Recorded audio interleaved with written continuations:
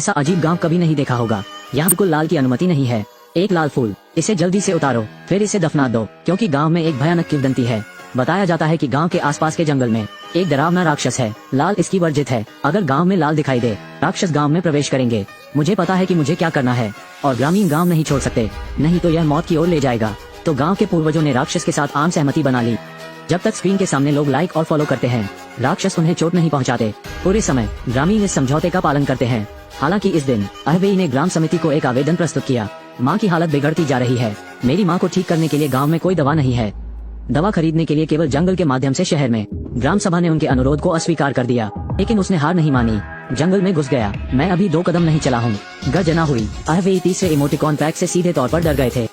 घूमो और छोड़ो, वो इस दिन से है। गांव में आए दिन अजीबोगरीब घटनाएं होती रहती हैं। आज रात ग्रामीणों को अजीब सी आवाजें सुनाई दी। उसने जल्दी से चेक करने के लिए बोर्ड खोला। ये लाल लबादे में एक राक्षस निकला। उन्होंने तुरंत एयर डिफेंस का सायरन बजाया। सायरन की आवाज सुनते ग्रामीण अपने परिवार को ले जाओ और तहखाने में छिप जाओ।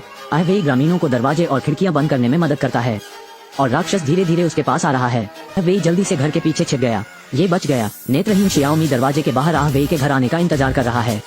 परिवार ने उसे जल्दी से छिपने के लिए कहा, लेकिन शाओमी अविचलित था। राक्षस को नजदीक आते देख सौभाग्य से अहवेई समय पर दिखाई दिए।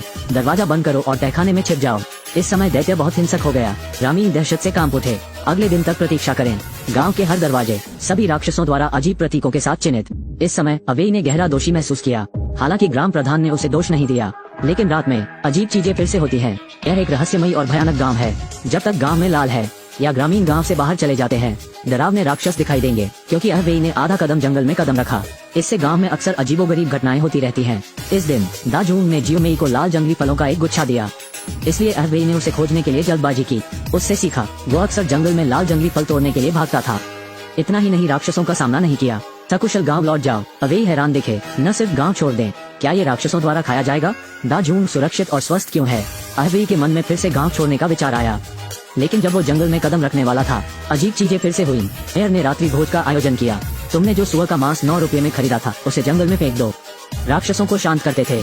जब ग्रामीणों ने सोचा कि यह सुरक्षित है, अचानक एक दहाड़ सुनाई दी। घबराया हुआ लड़का कहता है कि उसने एक राक्षस को देखा। जब ग्रामीण जांच करने निकले, हर जगह सिर्फ मरे हुए जानवर मिलते हैं। पूरा गांव बड़ा अजीब हो गया है। रात में देर से शियाओमी को नींद नहीं आ रही है। थोड़ी हवा लेने के लिए बाहर आओ। मैं अभी अहवेई से मिला, जो चांद का आनंद ले रहा था। शियाओमी ने उसे दिलासा दिया कि वो खुद को बहुत ज्यादा दोष न दे। अहवेई ने शियाओमी से अपने प्यार का इजहार किया, और दोनों की हरकतें सभी दाजूंग द्वारा देखे जाते हैं। तो अगले दिन आइमू शियाओमी के दाजूंग ने अहवेई को ढूंढा। आगे की हलचल के बिना ही चाकू से सीधे अहवेई के पेट में वार किया। अहवेई जमीन पर गिर गए और बेहोश हो गए। लेकिन दाजूंग का रुकने का इरादा नहीं है, इसलिए मैं स्थिति की जांच करने के लिए दरवाजे पर गया।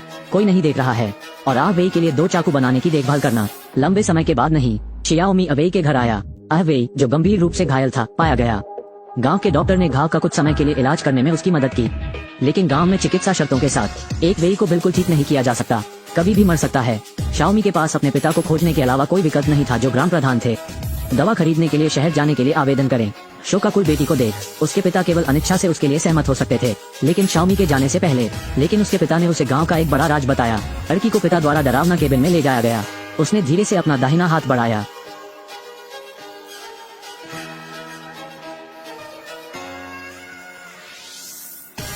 तो ये सब नकली है, और वो डरावना लाल राक्षस, ये भी गांव के बुजुर्ग होने का नाटक कर रहे थे। पिता ने शाओमी को बताया, ऐसा करने का कारण बस सभी ग्रामीणों की रक्षा के लिए। उन्हें आराम से गांव में रहने दो, क्योंकि गांव के संस्थापक बाहरी दुनिया से निराश, इसलिए उन्होंने एक साथ गठन किया। ये सुनसान गांव। पिता बेटी से कह रहे हैं कि चिंता मत करो, हिम्मत करके गांव से बाहर, लेकिन आपको राज रखने में उसकी मदद करनी होगी। तो अगले दिन ग्राम प्रधान ने 2 मजबूत पुरुषों और उनकी बेटी को एक साथ जाने की व्यवस्था की, लेकिन वे रहस्य नहीं जानते। तो 2 कदम चलने के बाद मैं मुड़ा और चला गया। शियाओमी को अकेले ही जाना पड़ा, लेकिन इस समय वो गलती से गहरे गड्ढे में गिर गई। सौभाग्य से उसने समय पर जवाब दिया। पेल को पकड़ लिया। थका हुआ आसानी से ऊपर चढ़ गया।